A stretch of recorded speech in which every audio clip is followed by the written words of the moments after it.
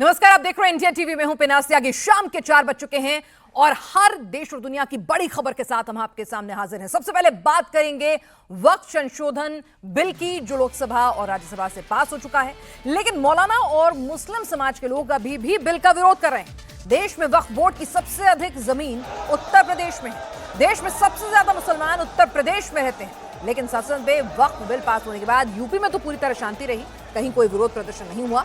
इसके लिए एहतियातन तैयारियां जो है पहले से ही योगी सरकार कर रही थी, लेकिन इससे उलट कोलकाता में मुस्लिम समाज सड़कों पर उतर आया है। सरकार के खिलाफ जमकर नारेबाजी की, बिल को मुस्लिम विरोधी करार दिया। सरकार को अल्टीमेटम दिया है कि जब तक सरकार इस बिल को वापस नहीं लेती, उनका प्रदर्शन यूं ही जारी रहेगा। ये तस्वीरें आप कोलकाता की देख रहे हैं। प्रदर्शनकारियों ने दिल्ली जाम करने की धमकी भी दी है। कहा है कि कोर्ट के सामने लाखों मुसलमान अपनी ताकत का प्रदर्शन करेंगे। के लिए हमें संविधान ने कहा है, हमारे मुल्क के कोर्ट और कोर्ट में बैठे हुए जजेस अच्छी तरह जानते हैं कि इस कानून को अगर कोर्ट में पेश किया जाएगा, ये कानून उड़ जाएगा। कानून की रोशनी में, संविधान की रोशनी में इस कानून को वापस लेना पड़ेगा। लेकिन कोर्ट भी देखती है कि अवाम का मूड क्या है, कोर्ट भी देखेंगे कि मुसलमानों का मूड क्या है। कोर्ट ने देखा कि मुसलमान खामोश पड़ा है, तो बाबरी मस्जिद हमारे हक में होते हुए भी फैसला उनके हक में दिया गया, इसलिए कि मुसलमान खामोश था। अगर मुसलमान इसी तरह हंगामा कर रहा होता, अगर मुसलमान सड़कों पर उतरा हुआ होता, तो जिस केस में सारे सबूत मुसलमानों के हक में थे, उसके फैसले कभी भी उनके हक में नहीं जाता। इसलिए मेरे भाइयों, ये थोड़े बहुत 150 लोगों के जमा होने का मामला नहीं है। इसके लिए लाखों लोगों को सड़क पर उतरना होगा और उतरकर मुस्तकिल एहतजाज करना होगा। ये वापस करेंगे इस कानून को, वो हमारे हाथ में है कि हम किस कदर एहतजाज करते हैं। इंशाअल्लाह ताला मैं इस उम्मीद के साथ आपसे ये गुजारिश करता हूँ कि कल जब आवाज लगाई जाएगी तो आप लाखों की तादाद में यहाँ नजर आएंगे इंशाअल्लाह ताला। हम धर्मतल्ला मैदान भरेंगे इंशाअल्लाह। हम पूरे कलकत्ता को नहीं, हम दिल्ली को बंद जाम करने का इंशाअल्लाह इरादा रखते हैं, लेकिन इस कानून को वापस करा कर दम लेंगे और ये हम करेंगे और अल्लाह हमारे साथ खड़ा है इंशाअल्लाह ताला। कोलकाता से दिल्ली को जाम करने की धमकी दी जा रही है। ओंकार हमारे साथ इस वक्त कोलकाता से जुड़ चुके हैं। ओंकार, फिलहाल मौजूदा स्थिति क्या है? क्या अभी भी मुस्लिम संगठनों का विरोध प्रदर्शन जारी है? और जब पता था पूरे देश में हर राज्य सरकार अपने स्तर पर एहतियात बरत रही थी कि इस तरह का समझाने बुझाने की भी कोशिश कर रही थी और पुलिस फोर्स भी तैनात की थी कि इस तरह के प्रदर्शन कहीं से भी हिंसक ना हो सके और वो शांतिपूर्ण तरीके से अपने प्रदर्शनों को परमिशन लेके अंजाम दें, तो क्या बंगाल में भी ये व्यवस्था लागू की थी ममता सरकार ने, या फिर कहीं ना कहीं थोड़ी ढिलाई बरती थी? देखिए, ममता सरकार की तरफ से सभी व्यवस्थाएं की गई थी और पुलिस प्रशासन भी मौके पर मौजूद थी, तो शांतिपूर्वक तरीके से ये पूरी प्रोटेस्ट जो है, ये प्रोटेस्ट थोड़ी देर पहले ही खत्म हुआ है।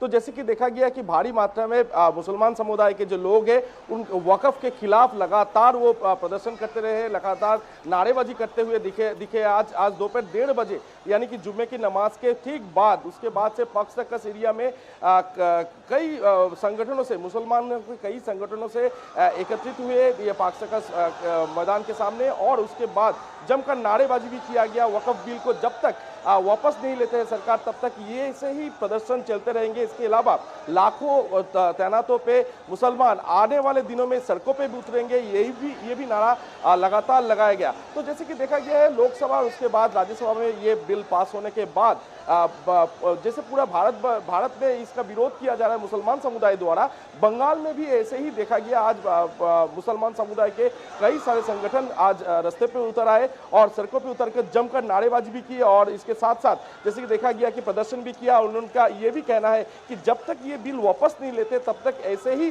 प्रदर्शन वो जारी रखेंगे। हालांकि ममता सरकार की तरफ से सभी व्यवस्थाएं भी यहाँ पर किया गया था कि कोई भी हंगामा या हिंसक घटना ना घटे, इसलिए भारी मात्रा में पुलिस भी तैनात किया गया था पक्ष सर्कस में। तो ऐसे हिंसक तक घटना तो नहीं घटी, लेकिन प्रदर्शन और जमकर नारेबाजी पाक सर्कस में देखने को मिला। आगे आने वाले दिनों में किस तरह से वो प्रदर्शन करते हैं? सीधे सीधे धमकी भरे लहजे में तो कह दिया है कि मंशा सिर्फ कोलकाता में प्रदर्शन करने की नहीं है, बल्कि दिल्ली जाकर अपनी ताकत दिखाने की है। कोलकाता में वक्फ बिल के खिलाफ मुसलमान सड़क पर उतरे हैं, प्रदर्शन किया है। बंगाल में ममता बनर्जी की सरकार है और मुसलमान यहाँ टीएमसी को वोट देते रहे हैं, तो उनका एक बड़ा वोट बैंक है। ऐसे में यहाँ प्रदर्शन समझ में आता है, लेकिन मुसलमानों का प्रोटेस्ट गुजरात के अहमदाबाद में भी हुआ है, जहां बीजेपी की सरकार है और यहां बीजेपी को मुसलमानों के वोट मिलते रहे हैं। वक्फ बिल के खिलाफ अहमदाबाद में मुस्लिम समाज के लोग सड़क पर उतरे। जुमे की नमाज के बाद मुस्लिम समाज के लोगों ने प्रोटेस्ट किया। बड़ी संख्या में मुस्लिम समाज के लोग सड़क पर उतरकर वक्फ संशोधन बिल के खिलाफ आवाज उठाते नजर आए, उसे असंवैधानिक करार दिया, लेकिन बाद में पुलिस ने प्रदर्शनकारियों को डिटेन कर लिया है। पुलिस की मौजूदगी की वजह से यहाँ फिलहाल आप देख सकते हैं कि जो विरोध है वो सक्सेसफुल तो नहीं हो पा रहा है, लेकिन बड़ी संख्या में ये पहले से ऐलान किया गया था कि अहमदाबाद में जो मस्जिदें हैं वहाँ पर लोग जो हैं वो काली पट्टी बांधकर नमाज अदा करें। और आप यहाँ पे देख सकते हैं कि पहले काली पट्टी बांध करके लोगों ने नमाज अदा की विरोध करने के लिए, और उसके बाद यहाँ पे अब सड़कों पे उतर आए हैं और विरोध किया जा रहा है वक्फ एक्ट का। और सबसे बड़ी बात, जो सबसे बड़ा खतरा माना जा रहा है, वो है यूसीसी का जो कानून है, यूनिफॉर्म सिविल कोड का, उसको रिजेक्ट करते हुए ये बैनर और पोस्टर जो हैं वो यहाँ पर लेकर के सड़कों पे उतरे हैं, जिनको पुलिस कर्मी जो हैं वो रोक रहे हैं और इन्हें डिटेन किया जा रहा है। और यहाँ पे आपको बता दें कि ये कहा गया है कि आने वाले दिनों में जो है मुस्लिम समाज के लोग इकट्ठा होंगे और आगे की रणनीति भी तैयार की जाएगी, क्योंकि आज यहाँ नमाज के वक्त मस्जिदों से भी ये ऐलान किया गया है कि सबसे बड़ी बात यह है कि यूसीसी एक्ट का विरोध किया जाए और उसके लिए मुस्लिम समाज के लोग जो हैं वो अपने अपने स्तर पर कमेटी बनाएं और जो समाज के दूसरे लोग हैं उन्हें अवेयर किया जाए और इस कानून को हर हाल में विरोध किया जाए। तो स्थिति बिल के पेश होने के साथ ही साफ कर दी गई थी कि मुस्लिम समुदाय जो हैं उसके जो तमाम इमाम हैं, तमाम लोग हैं, वो कह रहे थे, संगठनों के जो आला हैं, कि आपको जाके सड़कों पर उतरना है। संसद में भले ही संख्या बल हमारे साथ ना हो, लेकिन सड़क पर हमें अपनी नाराजगी दर्ज करानी है। और आज जुमे का दिन था, तो वो नाराजगी नमाज के बाद नजर भी आई है। संसद में वक्फ बिल पास होने के बाद ये तकरीरें दी गई कि जुमे के दिन मुसलमान सड़कों पर उतरेंगे, प्रदर्शन करेंगे, बिल को लेकर बड़े पैमाने पर प्रोटेस्ट होगा। लेकिन यूपी में ये सारे कयास गलत साबित हो गए। यूपी में जुमे की नमाज से पहले पुलिस ने फ्लैग मार्च किया, सुरक्षा के पुख्ता इंतजाम किए गए थे। संभल से लेकर वाराणसी तक माहौल बिल्कुल शांत रहा। पूरे यूपी में जुमे की नमाज शांतिपूर्ण तरीके से अदा की गई। सबसे बड़ा ये गलत चीज है, हाँ, ये नहीं होना चाहिए था। क्यों? क्योंकि ये मस्जिद का सामान है, अल्लाह के नाम पर है तो किसी के नाम पर नहीं जाना चाहिए। भी हमारे जो दीनी मामलात में जो गवर्नमेंट दखल दे रही है तो हम लोग उसके खिलाफ है। आज ये वक्फ बिल अमेंडमेंट जो पेश किया गया वो हमारे इस्लाम के खिलाफ है, तो हम उसके विरोध में एक शांतिपूर्वक जो है काली पट्टी बांध के उसका विरोध कर रहे हैं। पोजीशन ने जो दिया वो नहीं माना गया, उलमा ने जो दिया, तंजीमों के जिम्मेदारों ने जो दिया, जमीयत उलमा, सुन्नी जमीयत उलमा ने दिया, रज़ा एकेडमी ने दिया, मुस्लिम पर्सनल बोर्ड ने दिया, जितनी तंजीमों ने दिया वो नहीं माना गया। अपना ही संशोधन, अपने ही लोग, अपना ही मुंह मियाँ मिट्ठू बनने वाली बात है। वक्फ बिल यही कहेगा जी, ये वक्फ बिल गलत है मुसलमानों के लिए। आपको ये रात के अंधेरे में काला बिल पास किया गया है। कहीं खुशी है, कहीं गम है, कहीं मुसलमान साथ हैं तो कहीं मुसलमान खिलाफ हैं। एक बात तो पक्की है, यूपी में सिचुएशन एकदम ओके है। भाईजान शांति के साथ नमाज पढ़ने आए और शांति के साथ वापस लौट गए। जैसे संसद में वक्फ बिल पर विपक्ष का दांव नहीं चला, वैसे ही भड़काऊ मौलानाओं का दांव नहीं चल पाया। दिल्ली, भोपाल और लखनऊ की तस्वीरें बता रही हैं, जो कयास लगाए जा रहे थे, विपक्ष की तरफ से मुसलमानों के गुस्से का फेक नैरेटिव बनाया जा रहा था, वो सब गलत निकले। नजर उन इलाकों पर भी थी जहां मुस्लिम आबादी अधिक थी, लेकिन संभल, मेरठ, बरेली, मुजफ्फरनगर में भी माहौल शांत रहा। कानपुर में पुलिस ने एहतियातन फ्लैग मार्च किया। यूपी के किसी भी हिस्से से बवाल की कोई खबर सामने नहीं आई। संसद में वक्फ बिल पास होने के बाद नफरती तकरीरें दी गईं। दावा किया गया कि जुमे के दिन मुसलमान सड़क पर उतरेंगे, बिल के खिलाफ प्रोटेस्ट करेंगे, लेकिन ऐसा कुछ नहीं हुआ। सब कुछ पूरी तरह से शांत रहा। पुलिस की तरफ से हर हालात से निपटने की पूरी तैयारी की गई थी। बड़ी संख्या में पुलिसकर्मी सड़क पर थे। योगी सरकार का मैसेज पूरी तरह से क्लियर था, प्रदर्शन और विरोध की आड़ में किसी भी तरह माहौल खराब नहीं होना चाहिए। वक्फ बिल पास होने के बाद पहली बार जुमे की नमाज थी। दिल्ली से लेकर यूपी तक पुलिस पैरामिलिट्री फोर्स तैनात की गई। यूपी के संवेदनशील इलाकों में सीसीटीवी और ड्रोन से निगरानी रखी गई। यूपी की राजधानी लखनऊ में कंट्रोल रूम से सीसीटीवी के जरिए पूरे शहर पर नजर रखी गई। लखनऊ में 60 हॉटस्पॉट की पहचान कर सुरक्षा बढ़ाई गई थी ताकि किसी भी तरह से माहौल खराब ना होने पाए। वक्फ बिल पास होने के बाद कई मुस्लिम संगठनों में नाराजगी है। कई मौलाना और मुस्लिम नेता मुस्लिम समाज के लोगों को भड़काने की कोशिश कर रहे हैं, लेकिन पुलिस के इंतजाम के सामने उपद्रव फैलाने की कोई कोशिश कामयाब नहीं हो पाई। पुलिस की लोकल इंटेलिजेंस यूनिट के साथ ही सादी वर्दी में भी जवानों की तैनाती की गई। साइबर सेल को एक्टिव कर दिया गया ताकि कोई अफवाह न फैला सके। संभल में नमाजियों ने शांतिपूर्ण तरीके से नमाज अदा की। सड़कों पर जबरदस्त सिक्योरिटी के इंतजाम किए गए थे। मेरठ में भी संभल जैसी ही तस्वीरें सामने आई। यहां भी किसी तरह का विरोध प्रदर्शन नहीं हुआ। हालांकि मुस्लिम समाज ने सरकार पर खुद की अनदेखी का आरोप लगाया और बिल को मुसलमान विरोधी करार दिया।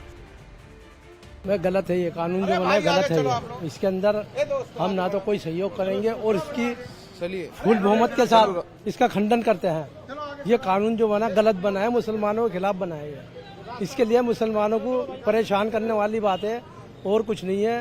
ये राजनाथ सिंह जी और तुम्हारा अमित शाह जी जो लाए हैं कानून बना के, ये अपनों को पार्लियामेंट में बिठाकर अपनों को गांठ साट करके उसको पार्लियामेंट में पास करा दिया। कानपुर में पुलिस ने फ्लैग मार्च किया। फ्लैग मार्च में रिजर्व पुलिस बल, घुड़सवार पुलिस और आर्म्ड पुलिस के जवान शामिल हुए। कानपुर के मुस्लिम समाज में वक्फ बिल को लेकर नाराजगी जरूर है, लेकिन लोगों ने शांतिपूर्ण तरीके से नमाज पढ़ा। कम्युनल राइट्स के बाद नागपुर पर सबकी नजर थी। यहां नमाज पढ़ने वाले नमाजियों ने देश की एकता बने रहने की दुआ मांगी। कहा वक्फ बिल संसद में पास हो गया है, इसलिए इसका विरोध छोड़कर लोगों को शांति के साथ रहना चाहिए। देश के लिए एकता अखंडता चाहिए, शांति चाहिए और जो भी देश के ऊपर में परेशानी आई है वो परेशानी दूर होना चाहिए। वक्फ बिल पास हो गया, उसके बाद किस तरीके की दुआ की गई है? उस तरीके से दुआ की गई है कि सब सुकून शांति होना चाहिए। क्या कहेंगे? बस वही, देश के लिए शांति और कुछ नहीं, अच्छाई और कुछ नहीं। वक्फ बिल पास कर दिया गया, लेकिन जो होना था वो हो गया, मगर अब जो है शांति चाहिए और कुछ नहीं चाहिए। बस भाईचारा चाहिए, एकता चाहिए देश में और कुछ नहीं। गुजरात के अहमदाबाद में नमाज के बाद मुस्लिम समाज के लोगों ने प्रदर्शन किया। बिल को मुसलमानों के खिलाफ बताया। सरकार के खिलाफ जमकर नारेबाजी की गई। अहमदाबाद जैसी ही तस्वीर कोलकाता और जयपुर से भी सामने आई। आरोप लगाया गया कि सरकार जबरन मुसलमानों को टारगेट कर रही है। ये प्रॉपर्टी किसकी है? ये आज प्रॉपर्टी है जो वक्फ बोर्ड की बात करती है, ये प्रॉपर्टी हमारे बाप दादाओं की है। आज हमारे पिताजी ने, उनके पिताजी ने ये वक्फ बोर्ड में देने का मकसद क्या है कि ये प्रॉपर्टी हमने हमारे समाज को दी। मस्जिद के काम में आएगी, मदरसे के काम में आएगी, बच्चों के तालीम के काम में आएगी। तो ये हमारे बाप की प्रॉपर्टी हम यूज़ करेंगे सर।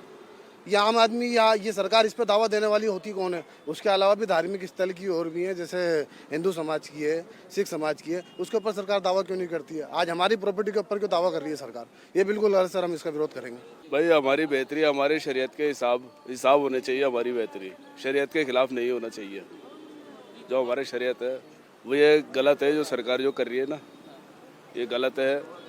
जो हमारा जो बाप दादाओं ने जो प्रॉपर्टी छोड़कर गए, बिल्कुल सर हम विरोध करेंगे, इसका विरोध करेंगे। बिल्कुल विरोध करेंगे। जो हमारी शरीयत के हिसाब से जो है हम उसी कानून से चलेंगे और जो हमारा मुस्लिम कानून है उसी से चलेंगे, कुरान और हदीस से चलेंगे हम। ऐसा नहीं है कि सभी मुसलमान वक्फ बिल का विरोध कर रहे हैं। बहुत से मुसलमान इस बिल की तारीफ भी कर रहे हैं। मुस्लिम समाज ने अपील की कि लोग नेताओं के बहकावे में न आए और भाईचारा बनाए रखें।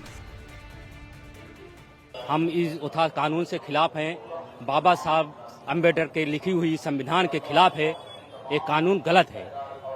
आपका क्या कहना है? जिस तरह से आप बिल चूंकि पास हो गया है, आप राष्ट्रपति ने मोहर लगा दी तो संभवतः ये कानून ही बन जाएगा। ऐसे में अब आगे आप क्या करें? अब आगे जो ऊपर वाले की मर्जी वही होगा। अब हम लोग क्या कर सकते हैं? इसका फायदा उन मुसलमानों को होगा जिन्हें वक्फ का कोई लाभ नहीं मिल पाता। वक्फ बिल को लेकर नाराजगी उन मुसलमानों में ज्यादा है जो वक्फ की संपत्ति को अपने फायदे के लिए इस्तेमाल करते आ रहे थे। वक्फ बिल से जुड़ी एक और बड़ी खबर इस वक्त आ रही है। वक्फ बिल के खिलाफ पहली याचिका दाखिल की गई है। बिहार के किशनगंज से कांग्रेस सांसद मोहम्मद जावेद ने सुप्रीम कोर्ट में वक्फ बिल को चुनौती दी है। कांग्रेस ने अपना रुख पहले ही साफ कर दिया था, वो इस बिल की मुखालफत ही नहीं करेंगे, बल्कि वो इस बिल के खिलाफ अदालती लड़ाई भी लड़ेंगे। और अब बिहार के किशनगंज से सांसद मोहम्मद जावेद ने सुप्रीम कोर्ट में इसके खिलाफ चुनौती दी है सुप्रीम कोर्ट में। और अपडेट के साथ अतुल भाटिया हमारे साथ जुड़ चुके हैं। अतुल, फिलहाल देखिए, अभी जो है वो कांग्रेस सांसद है मोहम्मद जावेद, उन्होंने सुप्रीम कोर्ट में याचिका लगाई है। वक्फ बोर्ड में बदलाव के खिलाफ ये याचिका जो है वो सांसद मोहम्मद जावेद ने दाखिल की है। उन्होंने इस याचिका के दौरान इस याचिका में कहा है कि कानून को मौलिक अधिकारों और धार्मिक अधिकारों के खिलाफ बताया है इस वक्फ कानून को, और इसके खिलाफ वक्फ संशोधन कानून को मुसलमानों से भेदभाव करने वाला बताया है इस याचिका के जरिए जो सांसद है मोहम्मद जावेद। इसके अलावा मोहम्मद जो जावेद हैं, उन्होंने इस याचिका में कहा है कि दूसरे धर्मों के धार्मिक ट्रस्ट स्वायत्तता से काम करते हैं, लेकिन यहाँ सरकारी दखल अंदाजी हो रही है। ये याचिका अभी दाखिल हुई है, अभी इस पे सुप्रीम कोर्ट ने यह निर्णय नहीं लिया है पिनाज की आखिर इस पे कब इस पूरे मामले के ऊपर सुनवाई होगी। लेकिन जिस तरीके से लगातार कांग्रेस पार्टी और इसके अलावा अवसुद्दीन ओवैसी जो है वो लगातार इस बात को कह रहे थे कि वो जो दोनों संसद के अंदर कानून पास हुए हैं वक्फ बिल के खिलाफ, उसके खिलाफ सुप्रीम कोर्ट जाएंगे। तो अब जो कांग्रेस के सांसद हैं वो सुप्रीम कोर्ट में उन्होंने याचिका दाखिल की है। अभी रजिस्ट्री में याचिका दाखिल की गई है और कुछ समय पहले ये कॉपी हमारे पास आई है जिसके अंदर यह कहा गया है कि वक्फ बिल जो है वो मुसलमानों के खिलाफ है और जो मुसलमानों की धार्मिक स्वायत्तता है उसको ये नजरअंदाज करता है और बाकी धर्मों को पूरे देश के अंदर आजादी है। तो इस तरीके की बातें इस याचिका में कही गई है। बिल्कुल, तो अभी ये देखना होगा पिनाक कि क्या कांग्रेस पार्टी इसी एप्लीकेशन जो याचिका लगाई गई है वही कांग्रेस पार्टी की अपनी याचिका है या फिर इसके अलावा कांग्रेस पार्टी कोई अलग से याचिका दायर करती है, क्या ओवैसी अलग से याचिका दायर करते हैं। लेकिन निश्चित रूप से सुप्रीम कोर्ट में वक्फ बिल के खिलाफ कई याचिकाएं दाखिल होने वाली हैं और आने वाले जो वीक है उसके अंदर सुप्रीम कोर्ट इस पूरे मामले पर सुनवाई कर सकता है। बिल्कुल, राम मंदिर का मुद्दा हो, धारा 370 का मुद्दा हो, तब भी अदालती लड़ाई जो है लड़ी गई थी विपक्ष की ओर से और कमोबेश वही होता हुआ यहां दिख भी रहा है। और ये बार बार लगातार साफ कर दिया गया था कि अदालत का रुख अपनाएंगे, इसे संविधान की मूल भावना के खिलाफ बताया था। लेकिन यह भी लाजमी सी बात है कि सरकार जब भी कोई इस तरह का बिल ड्राफ्ट करती है तो संविधान की भावना को, मूल भावना को ध्यान में रख के ही इस तरह के बिल जो हैं ड्राफ्ट होते हैं, उसमें संशोधन होता है। बहरहाल आगे बढ़ते हैं। वक्फ बिल पास होने के बाद जैसे हम आपको लगातार तस्वीरें दिखा रहे हैं, पहला जुमा है और देश भर से लगातार तस्वीर आ रही है। कहीं शांतिपूर्ण तरीके से विरोध हुआ है, लखनऊ में उसका असर बिल्कुल नजर नहीं आया है। जुमे की नमाज को लेकर लखनऊ में पहले से ही सुरक्षा के पुख्ता बंदोबस्त किए गए थे। प्रदेश के ऐसे जिले जहां जो संवेदनशील हैं उनमें सिक्योरिटी बढ़ा दी गई है। लखनऊ में भी 60 हॉटस्पॉट्स आइडेंटिफाई किए गए हैं जहां सिक्योरिटी ज़्यादा है। इस समय हम पुराने लखनऊ में हैं। यहां थोड़ा आगे जाएंगे तो टीले वाली मस्जिद है, फिर आसिफी मस्जिद है, इसके आगे बढ़ेंगे तो जामा मस्जिद है और पूरे इलाके में और भी कई मस्जिद हैं। लिहाजा यहाँ सिक्योरिटी है और लोग भी यहाँ जमा हैं और वक्फ बिल पर चर्चा हो रही है। ये जहाँ पर इस समय हम हैं ये घंटाघर इलाका है लखनऊ का और ये जो घंटाघर है, ये जो सामने आपको मैदान दिखाई दे रहा है, जब सीएए का प्रोटेस्ट हुआ था तो यहाँ पर महीनों तक जैसे दिल्ली में शाहीन बाग था उस तरह से लखनऊ का घंटाघर था। यहीं पर प्रोटेस्ट करने वाले जमा थे, पुलिस को उनको हटाना मुश्किल हो गया था। तो लिहाजा आज वक्फ अमेंडमेंट बिल पास होने के बाद पुलिस का कहना है कि कहीं फिर से प्रदर्शनकारी यहाँ आकर जमा ना हो जाए। तो ये पूरा इलाका आप देखेंगे तो बैरिकेड्स लगा दिए गए हैं। यहाँ पर चप्पे चप्पे पे पुलिस भी है, बैरिकेड्स भी हैं, किसी को अंदर नहीं आने दिया जा रहा है। यानी किसी को ये मौका नहीं दिया जा रहा है कि वक्फ संशोधन बिल पर जो विरोध हो उसके लिए एक साथ यहाँ पर लोग आकर जमा हो जाए। ये एक तरह का प्रोटेस्ट का सेंटर बन गया था सीए के टाइम पे, इसलिए यहाँ पर सिक्योरिटी बहुत ज़्यादा टाइट है, मस्जिदों में टाइट है, छतों पे कई जगह जहाँ जो सेंसिटिव इलाके हैं जहाँ मस्जिद है वहाँ पर भी पुलिस है। तो कोशिश पूरी यही है कि अगर किसी तरह का सड़कों पे उतर के कोई विरोध करता है, कानून को किसी को भी हाथ में लेने की इजाज़त ना दी जाए। बिल्कुल, यहाँ विपक्ष की कोशिश होगी, एक नैरेटिव जो है यहाँ पर सेट करने की कोशिश की जाएगी कि ये बिल जो है खिलाफ है और वो रहनुमा हैं इस तबके के। लेकिन कहीं ना कहीं मुस्लिम समुदाय भी समझ चुका है कि सीए के बाद किसी की नागरिकता गई नहीं थी, तो उस तरह का एग्रेशन, उस तरह का विरोध प्रदर्शन यहां पर आज सड़कों पर भी नजर नहीं आ रहा है। और वक्फ के खिलाफ बहुत सारे मुस्लिमों भी असंतोष था, गुस्सा था। उधर बरेली में भी जुमे की नमाज बिल्कुल शांतिपूर्ण तरीके से अदा की गई। बरेली में नमाज से पहले शहर के संवेदनशील इलाकों में फ्लैग मार्च किया गया। ड्रोन से पूरे इलाके की निगरानी लगातार की गई।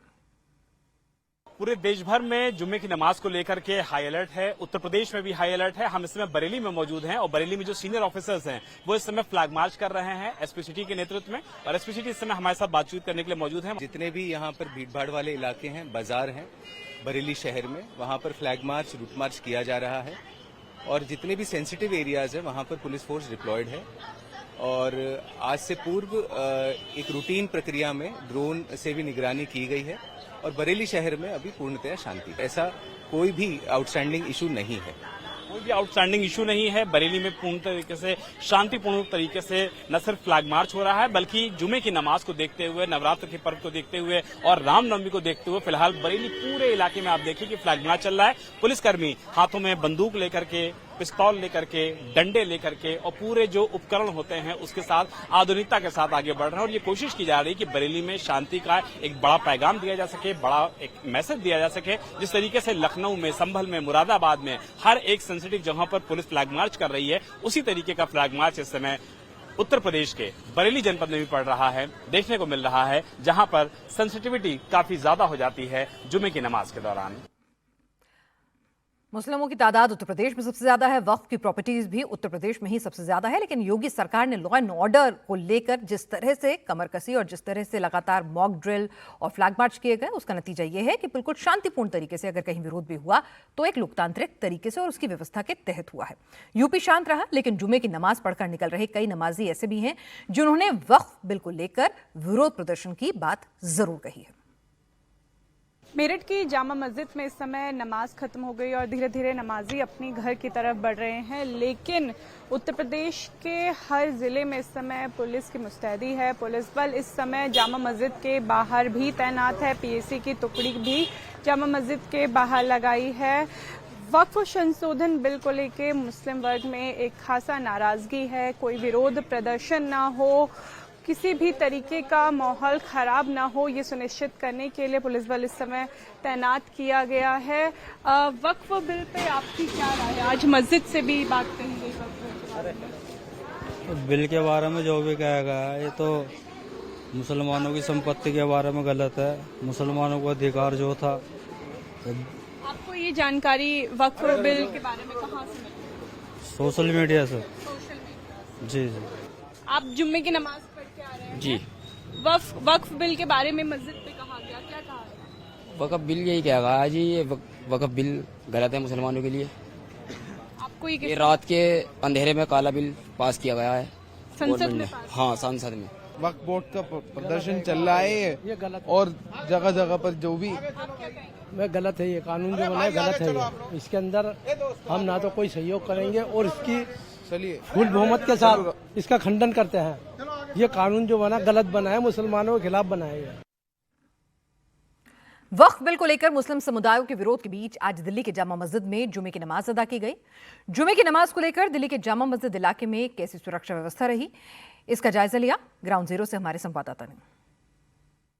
इस वक्त जामा मस्जिद के बाहर मौजूद हैं और अंदर नमाज हो रही है और बाहर जो है सुरक्षा पुख्ता की गई है। आप देखें कि ड्रोन कैमरे से चप्पे चप्पे पर नजर रखी जा रही है दिल्ली पुलिस, और इसके साथ ही जो दिल्ली पुलिस कर्मी हैं वो मैनुअली भी जो है कैमरे से एक एक शख्स को रिकॉर्ड कर रहे हैं जो जामा मस्जिद परिसर के अंदर जा रहा है या फिर उसके आसपास है।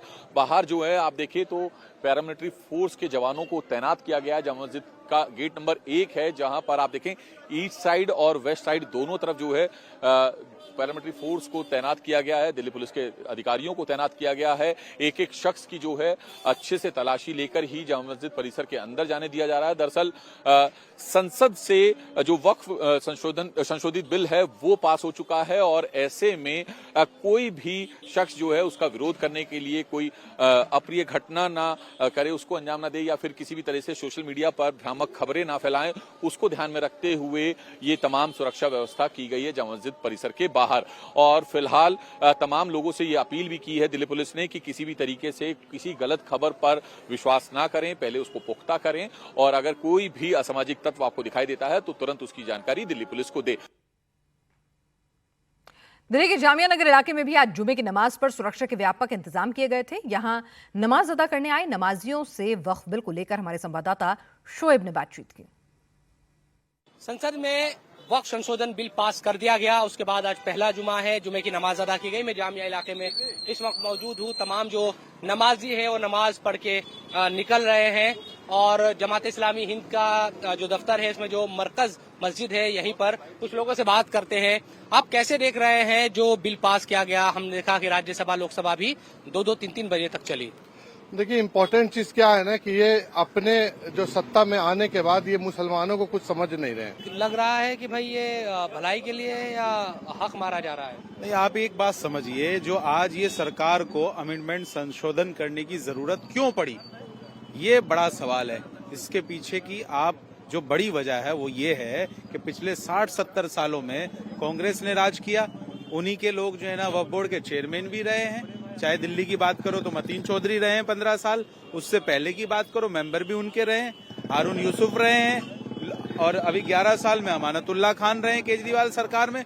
और वक्फ बोर्ड की प्रॉपर्टी को सबसे ज्यादा लूट के भी इन्होंने ही खाया है, भ्रष्टाचार भी इन्होंने ही किया है, चाहे वो मुतवल्ली हो, चाहे वो मेंबर हो, चाहे वो चेयरमैन हो। आपको क्या लगता है जो वक्फ बिल पास किया गया है मुसलमानों के हक में है या खिलाफ है? नहीं, बिल्कुल खिलाफ है, मुसलमानों के खिलाफ है। ये बहुत इज्जती हो रही है हम लोग के मुल्क में और इस्लाम के खिलाफ है ये। और अलीगढ़ में एक शादी समारोह में ऐसा हंगामा बरपा कि मेहमानों की ही जान पर बनाई। शादी समारोह में लाठी डंडे चले, जमकर पत्थरबाजी होने लगी जिसमें दर्जनों लोग घायल हो गए। हंगामा करने वालों ने बच्चों को भी नहीं बख्शा, न महिला न बुजुर्ग, बस हंगामा किया। लेकिन सवाल ये कि आखिर अचानक ऐसा हुआ क्या जो शादी समारोह अचानक से जंग का मैदान बन गया। अलीगढ़ में शादी समारोह जंग के मैदान में तब्दील हो गया। दो पक्षों में जमकर लाठियां चली, पत्थरबाजी हुई, सड़क पर पत्थर बिखरे हुए हैं, खून के निशान मौजूद हैं। अलीगढ़ में उपद्रवियों ने शादी के जश्न को रणभूमि में बदल दिया। अलीगढ़ के शाहजमाल में शादी समारोह था, मेहमान आ चुके थे, डीजे साउंड पर लोग नाच रहे थे। तभी मोहल्ले के ही कुछ दबंग युवकों ने डांस कर रही महिलाओं के साथ छेड़छाड़ शुरू कर दी। लोगों ने विरोध किया तो आरोपी मारपीट करने लगे। दोनों ही तरफ से दर्जनों लोग आए, पत्थरबाजी शुरू हो गई। आरोप है कि दबंगों ने महिलाओं, बच्चों और बुजुर्गों को भी नहीं बख्शा, जो मिला उसे जमकर पीटा।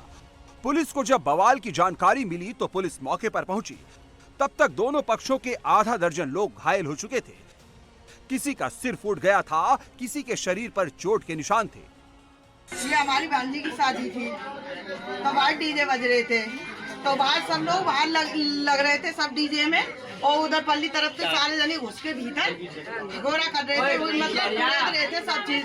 वो तो हमारे नंदोई ने देख लिए थे भीतर, तो वो घुस के गए तो उनकी चांद भान सब फाड़ दिए, भीतर तोड़ के रख दें गैर होश करके उनने। फिर जब वो उनके चीखने की आवाज आई है, जब सारे भीतर भागे तो फिर बाहर जाके उन्हें पथराया करा है सामने। बताया जा रहा है दबंगों ने महिलाओं के साथ डांस करने की कोशिश की। लोगों ने जब मना किया तो उन्होंने छत पर जाकर नीचे डांस कर रहे लोगों के ऊपर यूरिन कर दिया। फिलहाल पुलिस ने आरोपियों के खिलाफ केस दर्ज कर लिया है। आरोपियों की गिरफ्तारी की कोशिशें जारी हैं। पंजाब में ड्रग्स के खिलाफ पुलिस का अभियान जारी है। ड्रग तस्करों के खिलाफ एक्शन लेती पुलिस के शिकंजे में एक महिला पुलिसकर्मी भी फंस गई। सोशल मीडिया पर फेमस इस महिला कांस्टेबल पर ड्रग तस्करी का आरोप लगा है। जी हां, पुलिस ने इस महिला तस्कर को 17 ग्राम हेरोइन के साथ गिरफ्तार किया। आरोपी महिला पंजाब पुलिस में कांस्टेबल है। सोशल मीडिया पर आरोपी के 14,000 से ज्यादा फॉलोअर्स मौजूद हैं। एसएसपी ने महिला कांस्टेबल को तुरंत नौकरी से बर्खास्त किया एक्शन लेते हुए। पंजाब में ड्रग्स के खिलाफ पुलिस लगातार अभियान चला रही है। ड्रग माफिया पकड़े जा रहे हैं, बुलडोजर से अपराधियों के घर गिराए जा रहे हैं। जिस पंजाब पुलिस के ऊपर ड्रग फ्री पंजाब बनाने की जिम्मेदारी है, उसी पंजाब पुलिस की इस महिला कांस्टेबल पर ड्रग्स सप्लाई करने का आरोप है। पंजाब पुलिस ने महिला कांस्टेबल अमनदीप कौर को 17.71 ग्राम ड्रग्स के साथ गिरफ्तार किया है। अमनदीप बठिंडा पुलिस लाइन में कांस्टेबल के पद पर तैनात है। अमनदीप कौर सोशल मीडिया पर काफी एक्टिव रहती है। इंस्टाग्राम पर उसके वर्दी में पंजाबी गानों पर रील बनाने के कई वीडियो हैं। इंस्टाग्राम पर उसके फॉलोअर्स की संख्या करीब 14,000 है। इसके अलावा कई दूसरे सोशल मीडिया प्लेटफॉर्म पर भी उसके अकाउंट हैं। अमनदीप कौर ज्यादातर मेडिकल लीव पर रहती थी। ये ड्यूटी पर कम ही जाती थी। ऑफिस से छुट्टी लेकर वो नशे की सप्लाई करती थी। अमनदीप थी तो पुलिस कांस्टेबल, लेकिन उसकी लाइफस्टाइल एकदम लग्जरी थी। वो थार से घूमती थी। इसी थार से वो ड्रग सप्लाई करती थी। उसके खिलाफ लंबे समय से पुलिस को शिकायत मिल रही थी, लेकिन वर्दी की आड़ में वो हर बार बच निकलती थी। लेकिन इस बार ना सिर्फ उसकी गिरफ्तारी हुई, बल्कि पुलिस की नौकरी से भी उसे हाथ धोना पड़ गया। ਕੱਲ ਸ਼ਾਮ ਬਠਿੰਡਾ ਦੇ ਵਿੱਚ ਲੇਡੀ ਕਾਂਸਟੇਬਲ ਅਮਨਦੀਪ ਕੌਰ ਨੂੰ ਗ੍ਰਿਫਤਾਰ ਕੀਤਾ ਬਠਿੰਡਾ ਪੁਲਿਸ ਨੇ 17 ਗ੍ਰਾਮ ਹੈਰੋਇਨ ਦੇ ਨਾਲ। ਇਹ ਲੇਡੀ ਕਾਂਸਟੇਬਲ ਦਾ ਜਿਹੜਾ ਨੰਬਰ ਸੀਗਾ 621 ਮਾਨਸਾ ਦਾ ਨੰਬਰ ਆ, ਜੋ ਕਿ ਬਠਿੰਡਾ ਦੇ ਵਿੱਚ ਡਿਊਟੀ ਕਰ ਰਹੀ ਸੀਗੀ। ਇਸ ਨੂੰ ਤੁਰੰਤ ਜਿਹੜਾ ਹੈ ਉਸ ਤੋਂ ਬਾਅਦ ਦੇ ਵਿੱਚ, ਕਿਉਂਕਿ ਮਾਨਯੋਗ ਮੁੱਖ ਮੰਤਰੀ ਸਾਹਿਬ ਦੀਆਂ ਬਹੁਤ ਸਖਤ ਹਦਾਇਤਾਂ ਹੈ ਕਿ ਕੋਈ ਵੀ ਜਿਹੜਾ ਡਰੱਗਸ ਦੇ ਕੇਸ ਦੇ ਵਿੱਚ ਫੜਿਆ ਜਾਂਦਾ ਉਹਦੇ ਖਿਲਾਫ ਸਖਤ ਤੋਂ ਸਖਤ ਕਾਰਵਾਈ ਕੀਤੀ ਜਾਵੇ। तो तुरंत एसएसपी मानसा ने इस केस ਦੇ ਵਿੱਚ पूरा प्रोसीजर फॉलो करके आर्टिकल 311 ਦੇ तहत ਇਹਨੂੰ नौकरी तो डिसमिस ਕੀਤਾ। ਉਸ ਤੋਂ ਇਲਾਵਾ ਇਹਦੀਆਂ ਸਾਰੀਆਂ ਪ੍ਰੋਪਰਟੀਆਂ ਦੀ ਜਿਹੜੀ ਆ ਜਾਂਚ ਕੀਤੀ ਜਾ ਰਹੀ ਹੈ ਔਰ ਕਿਸੇ ਵੀ ਕਿਸਮ ਦੀ ਇਲੀਗਲ ਪ੍ਰੋਪਰਟੀ ਜੇ ਪਾਈ ਜਾਏਗੀ ਤਾਂ ਉਸ ਪ੍ਰੋਪਰਟੀ ਦੇ ਨਾਲ ਵੀ ਉਸੇ ਸਖਤੀ ਦੇ ਨਾਲ ਨਜਿੱਠਿਆ ਜਾਏਗਾ। सोशल मीडिया पर इंस्टा क्वीन के नाम से मशहूर सीनियर लेडी कांस्टेबल को एंटी नारकोटिक्स टास्क फोर्स और बठिंडा पुलिस की टीम ने उसे बादल रोड पर तब पकड़ा जब वो अपनी थार में हेरोइन सप्लाई करने जा रही थी। ये थार उसने 20 दिन पहले ही खरीदी थी। जब पुलिस ने उसकी गाड़ी रोकी तो पहले वो कर्मचारियों को धमकाने लगी और जब बात नहीं बनी तो भागने लगी। हालांकि टीम ने उसका पीछा कर उसे पकड़ लिया। पुलिस ने गाड़ी की तलाशी ली तो गियर बॉक्स से 17.71 ग्राम हेरोइन बरामद हुई। पुलिस के मुताबिक अमनदीप खुद भी नशा करती थी, इसलिए उसका डोप टेस्ट भी कराया गया है। पुलिस को अमनदीप के एक साथी का पता चला है जो इसके साथ मिलकर एम्बुलेंस की आड़ में हेरोइन बेचता था। फिलहाल पुलिस इसके भी साथी की तलाश कर रही है। और हमारे साथ इस पर और ज्यादा अपडेट के साथ पुनीत परिंजा हमारे सहयोगी जुड़ चुके हैं। पुनीत, लगातार ये आवाज उठती रही है कि पंजाब में जो ड्रग्स रैकेट, जो ड्रग्स माफिया चल रहा है, उसमें व्हाइट कॉलर से लेकर अधिकारी सभी लोग कहीं ना कहीं मदद मुहैया करा रहे हैं, तभी आज पंजाब की ये हश्र है। और आप पंजाब सरकार बहुत ही अग्रेसिव एक्शन मोड में है। ऐसा नहीं था कि इस कांस्टेबल के खिलाफ शिकायतें पहले नहीं थी, लेकिन कार्रवाई अब होनी शुरू हो रही है। जी बिल्कुल, देखिए जाहिर तौर पर कल जिस तरह से इस कांस्टेबल को पकड़ा गया है, ये जो थी हीरोइन की स्मगलिंग करती थी और इसका जो मोडस ऑफ ऑपरेंडी ये था कि ये पंजाब से खेप लेती थी और हरियाणा, क्योंकि जो मानसा और बठिंडा एरिया है वो बिल्कुल हरियाणा से सटे हुए हैं और ये हरियाणा के जो साथ लगते गांव हैं वहां पर जाकर ये सप्लाई करती थी। पंजाब में ये सप्लाई नहीं करती थी। शिकायतें बहुत पहले आ रही थी और इसने जो नशे की कमाई से ना सिर्फ थार रखी हुई थी बल्कि वरना और ऑडी भी इसके पास से मिली है, जिसको पुलिस ने जब्त कर लिया है। पुलिस को शक था कि यह खुद भी नशा करती है। जब इसका डोप टेस्ट कराया गया, फिलहाल डोप टेस्ट नेगेटिव आया है, लेकिन पुलिस जो है इसके तमाम जो साथी हैं उनकी तलाश कर रही है। कहां से ये सारा सामान खरीदती थी वो उस जगह पर जो है तलाशी ले रही है और ना सिर्फ इसकी तलाशी ले रही है बल्कि इसकी जो संपत्ति है, नशे की कमाई से कितनी संपत्ति बनाई गई है उसकी भी जो है जांच पुलिस द्वारा की जा रही है। और फिलहाल पुलिस ने इसके तमाम जो चाहे वो बैंक खाते हैं या घर है उसको सीज कर दिया है और वहां पर लगातार जो है दबिश जो है इसके कहने पर इससे पूछताछ की जा रही है और ये दबिश जो है पुलिस इसके कहने पर अलग अलग जगह पर दबिश भी दे रही है और इसे नौकरी से भी बर्खास्त कर दिया गया है। जी चलिए, जाहिर सी बात है पुनीत, अब इससे कई और पूरा का पूरा लिंक जो है वो स्टैब्लिश होगा कि किस तरह से इसका पूरा मोडस ऑपरेंडी था और इसके अलावा भी क्या पुलिस महकमे के और भी लोग इस पूरे धंधे में लिप्त हैं, इस पर भी जाहिर सी बात है सवाल जवाब होंगे। अपडेट के लिए आपका शुक्रिया। अगली खबर लेते हैं ग्वालियर से, जहां एक मंदिर के पुजारी की दबंगों ने जमकर पिटाई की पूरी वारदात सीसीटीवी कैमरे में कैद हुई। आखिर पुजारी पर दबंगों का कहर क्यों टूटा, क्या नाराजगी थी, पुलिस अब इस पर क्या कार्रवाई कर रही है, डिटेल जानते हैं अगली रिपोर्ट में।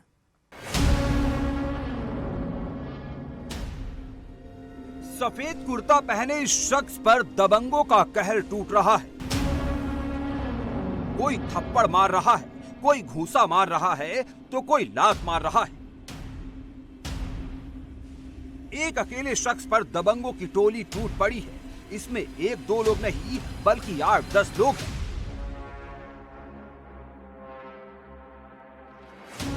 पहले कुर्ता पकड़कर खींचा, थप्पड़ लगाए, फिर घसीटकर जमीन पर गिरा दिया। इसके बाद फिर दबंगों ने लात घूंसों की बरसात कर दी। जिस शख्स को दबंग पीट रहे हैं ये पुजारी महेश शर्मा है। जो लोग पीट रहे हैं वो इलाके का दबंग चंद्रपाल धाकड़ और उसके लोग हैं। तस्वीरें ग्वालियर की है। वीडियो में आप देख सकते हैं कि एक अकेले वृद्ध पुजारी को किस तरह पीटा जा रहा है। पुजारी दबंगों से बचने के लिए किसी तरह उठकर जाने की कोशिश करता है, लेकिन बदमाश फिर पुजारी का कुर्ता पकड़कर सीढ़ियों से नीचे खींचते हैं और फिर कमर पर जोर से लात मारते हैं। बदमाश पुजारी को इतना पीटते हैं कि उनका कुर्ता तक फट जाता है। मारपीट की वजह आपस में मामूली मजाक को बताया जा रहा है, लेकिन पुलिस के मुताबिक झगड़े के पीछे वजह मंदिर के चंदे का विवाद है। बड़ा गांव में काली का मंदिर है, वहाँ पे नवरात्रि के पूर्व जो है सभी लोगों की मीटिंग हुई थी और मीटिंग के दौरान जो पुजारी जी हैं पंडित महेश शर्मा जी, उनके द्वारा चंदे की बात पर से जो है चर्चा की जा रही थी और इसी बात पर विवाद हो गया। मारपीट की पूरी वारदात मंदिर के पास लगे सीसीटीवी कैमरे में कैद हो गई। पुलिस ने सीसीटीवी फुटेज के आधार पर 3 नामजद सहित 6 हमलावरों के खिलाफ मामला दर्ज कर लिया है। अब तक इस मामले में 3 आरोपियों की गिरफ्तारी भी हो चुकी है। और हैदराबाद में गुरुवार को मौसम ने एक ऐसी करवट ली कि पूरे शहर में अफरा तफरी मच गई। अचानक से तेज आंधी तूफान चलने लगा और इस बीच आप सोचिए कि हवा का वेग इतना ज्यादा था कि चार मीनार का एक हिस्सा भी क्षतिग्रस्त हुआ है। भारी बारिश की वजह से हैदराबाद की सड़कें दरिया बनती हुई नजर आई।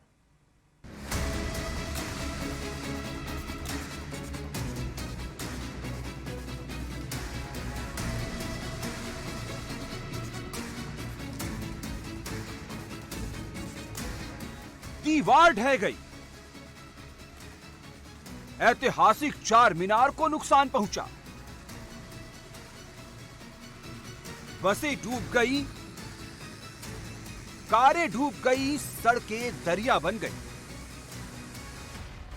गुरुवार को हैदराबाद में आंधी तूफान और बारिश का ऐसा ट्रिपल अटैक हुआ कि शहर की सूरत ही बदल गई। अभी मॉनसून आने में कई महीने बाकी हैं, लेकिन हैदराबाद में अभी से बाढ़ जैसे हालात हो गए। बारिश कितनी हुई है, किस तरह वाटर लॉगिंग हुई है, इसका अंदाजा इस तस्वीर से लगाइए। जिस रोडवेज बस की ऊंचाई अमूमन 12 से 14 फीट होती है, वो अंडरपास से गुजरते वक्त आधी से ज्यादा डूब गई। मतलब इस अंडरपास में 6 फीट से ज्यादा पानी भरा है, यानी अगर कोई पैदल यहाँ से गुजरे तो डूब भी सकता है। यही हाल हैदराबाद के दूसरे इलाकों में भी नजर आया। ये कार पानी में लगभग डूब चुकी है। कार को पानी से बाहर निकालने के लिए आगे से ड्राइवर धक्का लगा रहा है, तो पीछे से 3 ट्रैफिक पुलिसकर्मी कार को धक्का देकर पानी से बाहर निकालने की कोशिश कर रहे हैं। हैदराबाद में इतनी बारिश हुई कि वाटर लॉगिंग से जगह जगह सड़कें ब्लॉक हो गई, ट्रैफिक की रफ्तार थम गई, हर चौक चौराहे पर लंबा जाम लग गया।